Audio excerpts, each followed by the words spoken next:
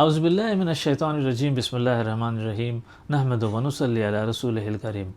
ये सच्चा वाक़या 1955 में एक सीरियन फैमिली के साथ हुआ। ये सीरियन फैमिली जिन्होंने अमेरिका में मुंतकिल होने का फ़ैसला किया, उन्हें अमेरिकन इमिग्रेशन मिली। उस फैमिली का सरबराह पहले अमेरिका पहुंचा और उसने कैलिफोर्निया में अपनी फैमिली के लिए रहने सहने का इंतज़ाम शुरू किया। उसने अपनी बीवी को हिदायत की कि वो 3 हफ्ते बाद 3 बेटियों के साथ अमेरिका आ जाएं, और उनकी वाइफ ने ऐसा ही किया। वो अपनी 3 बेटियों को लेकर न्यूयॉर्क पहुंची और न्यूयॉर्क से उन्हें कैलिफोर्निया जाना था। जब वो न्यूयॉर्क पहुंची तो वहां पे इमिग्रेशन हुक्काम ने उनका प्रोसेस पूरा किया इमिग्रेशन का, और उसके बाद उन्होंने बताया कि आप लोगों को कैलिफोर्निया जाने के लिए ग्रीन कार्ड इशू करना पड़ेगा, और ग्रीन कार्ड के लिए आप लोगों को तस्वीर खिंचवानी पड़ेगी, और तस्वीर के लिए आप लोगों को अपना हिजाब उतारना पड़ेगा। ये खासा मजहबी फैमिली थी और ये इन तीनों ने हिजाब किया हुआ था। तो उनकी जो मदर थी बच्चियों की, उनको काफ़ी तरद्दुद हुआ कि जी हमने कभी भी हिजाब इस तरह नहीं उतारा, आज उन्हें इस तस्वीर के लिए हिजाब उतारना पड़ेगा।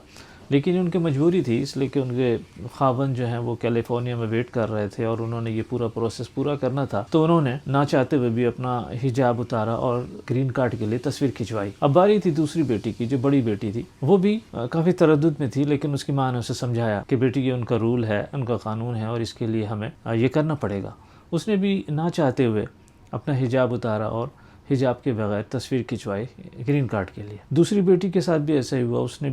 वो भी काफ़ी अफसरदा थी कि हमें हिजाब के बगैर तस्वीर खिंचवानी पड़ेगी, लेकिन उसने भी अपनी बहन को, अपनी माँ को फॉलो किया। अब बारी थी तीसरी बेटी की। ये तीसरी बेटी हाला 13 साल की थी। उसे जब हिजाब उतारने का कहा गया तो उसने साफ इनकार कर दिया। उसकी माँ ने और उसकी बहनों ने उसे बहुत समझाया कि बेटी ये प्रोसेस है, ये उनका कानून है, हमें उनका कानून फॉलो करना पड़ेगा। लेकिन हाला ये मारने को तैयार नहीं थी। वो कहती थी नहीं, मैं किसी सूरत अपना दीन नहीं छोड़ूंगी, मैं हिजाब को नहीं उतारूंगी। अगर उन्हें तस्वीर खींचनी है तो हिजाब के साथ तस्वीर खींचे। जब घर वालों के समझाने के बगैर, अपनी माँ के समझाने के बगैर, बहनों के समझाने के बावजूद वो ना मानी, तो इमिग्रेशन हुक्काम उसे एक कमरे में ले गए। उसकी माँ भी साथ थी। उन्होंने फिर हाला को समझाने की कोशिश की। उन्होंने हाला को बावर कराया कि ये अमेरिका का कानून है और इस कानून को एक शख्स के लिए तोड़ा नहीं जा सकता। हाला भी अपने मौक़िफ़ पे डटी रही। उसने कहा मैं अपने दीन को नहीं छोड़ सकती, मैं हिजाब को ख़त्म नहीं कर सकती। उसने कहा कि अगर हिजाब उतारना बहुत ज़रूरी हो तो मैं सीरिया वापस जाना पसंद करूँगी, लेकिन मैं हिजाब नहीं उतारूंगी। इस पर इमिग्रेशन के जो हुक्काम थे, उन्होंने अपने जो अफसरान बाला थे उनको इस बात की इन्फॉर्मेशन दी कि इस किस्म का केस है जिसपे काफ़ी मसला रुका हुआ है। उन्होंने उनसे इजाज़त तलब की कि एक बच्ची है जो 13 साल बच्ची है, जो बालिग नहीं है, लेकिन वो इस बात को मानने को तैयार नहीं, अपना हिजाब उतारने को तैयार नहीं है। काफ़ी सोच विचार के बाद अमेरिकन हुक्काम ने इस बात की इजाज़त दे दी कि हालांकि ग्रीन कार्ड पे उसकी हिजाब वाली तस्वीर लगा दी जाए। ये अमेरिका की तारीख में पहली दफ़ा हुआ कि ग्रीन कार्ड पे हिजाब वाली तस्वीर की इजाज़त दी गई हो, और इस तरह ये मामला हल हो गया। लेकिन इस मामले में 2-3 घंटे या उससे भी ज़्यादा ज़ाया हो चुके थे, और उनकी जो कनेक्टिंग फ़्लाइट थी जो न्यूयॉर्क से कैलिफोर्निया जानी थी, वो कनेक्टिंग फ़्लाइट उनकी मिस हो चुकी थी।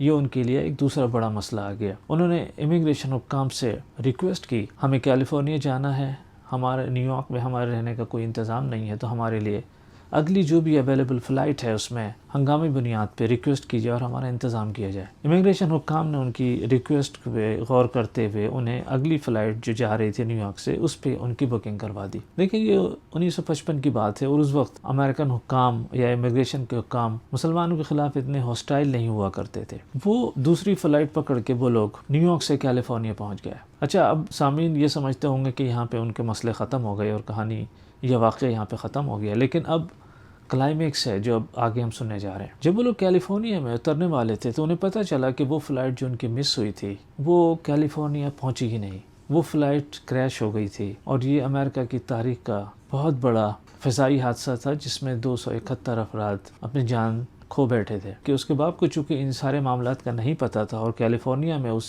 फ़्लाइट का वेट कर रहा था, जब उसे पता चला कि वो फ़्लाइट क्रैश हो गई है तो वो धाड़े मार मार कर रोने लगा। वो ये सोच रहा था कि अल्लाह ताला ने उसे कैसे इम्तिहान में डाला कि वो अपनी फैमिली को यहाँ सेट करने के लिए लाया था और फैमिली यहाँ पर उससे बिछड़ गई। वो इसी गम में अफसुर्दा था। अच्छा, ये फैमिली, ये जब माँ और बेटियाँ लैंड करती हैं कैलिफोर्निया पे, तो इन्हें इस बात का जैसे पता चलता है कि वो फ़्लाइट कभी पहुंची नहीं, वो हादसे का शिकार हो गई थी, तो हाला चीख उठती है। हाला अल्लाह अकबर कहती है। हाला कहती है अपनी माँ से कि मैंने अपने दीन की पासदारी की, मैंने दीन में इस्तिकामत रखा, अल्लाह ताला ने अपने फजल से हम सब की जान बचा ली।